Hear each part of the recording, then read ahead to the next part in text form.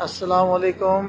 ये आपके सामने जबल उहद है, जिसके बारे में नबी पाक सल्लल्लाहु अलैहि वसल्लम ने इरशाद फरमाया, युहिब्बुना व नुहिब्बुहु। ये हमसे मोहब्बत करता है, हम इससे मोहब्बत करते हैं।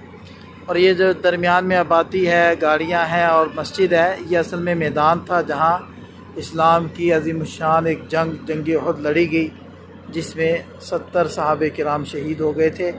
और ये जो छोटी पहाड़ी है जिस पर लोग चढ़े हुए हैं और हम भी उसी के ऊपर हैं, ये वो जबल रुमात है जहाँ आप अलैहिस्सलाम ने 50 सहाबे किराम को मुतय्यन किया था कि आपने इससे नीचे नहीं उतरना, लेकिन वो गलतफ़हमी की बिना पर नीचे उतर गए थे।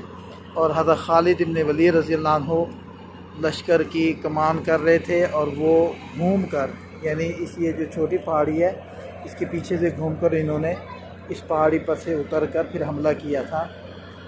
उस ज़माने में ये पहाड़ी ऊंची थी।